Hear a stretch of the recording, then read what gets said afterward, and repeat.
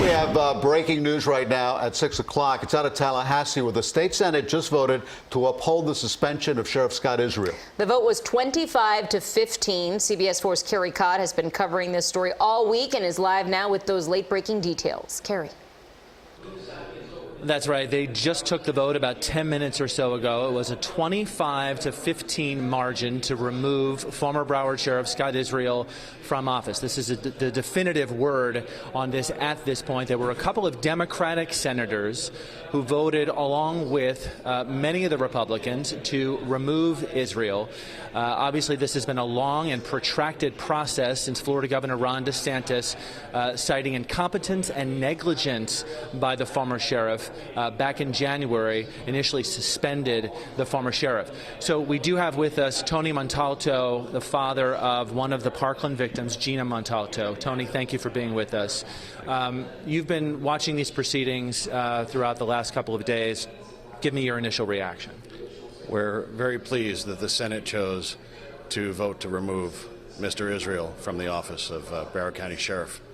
As I've said before, we believe he was the wrong man for the job. The tragedy in Parkland exposed many deficiencies in the entire Broward County Sheriff's Office under the leadership of Mr. Israel. Although they were exposed in Parkland, they could have affected any city in Broward that used the BSO at that time. So we're happy to have him removed and have the competent leadership of Greg Toney in place right now. Can you talk about your efforts? You've been here for some time this week. I know there have been ongoing efforts on behalf of yourself and other members of Stand with Parkland to contact senators, talk to them. What was this effort like for you over the last few days, weeks, and months?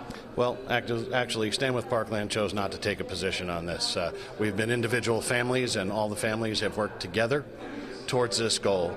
Unanimously, we believe that Mr. Israel was not the man for the job. We have spoken with many of the senators over the, since the incident happened, trying to get some form of accountability and justice. And we believe that accountability is necessary. We heard a lot of talk about what happens if another agency head faces a similar situation.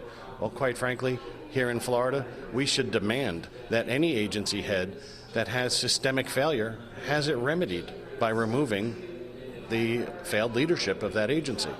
It's not about Parkland. This is about the safety of everyone, not only in Broward County, but quite frankly, in the state.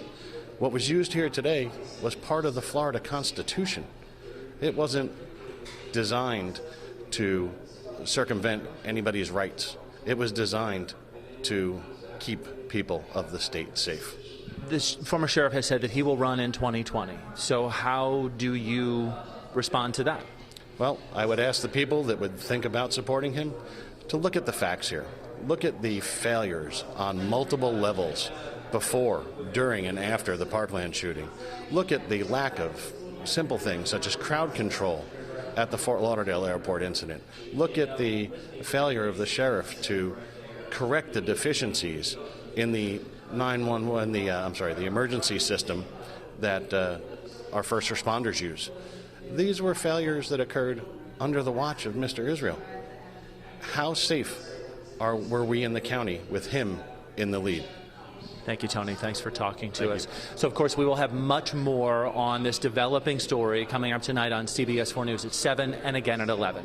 Live in Tallahassee, Carrie Codd, CBS 4 News.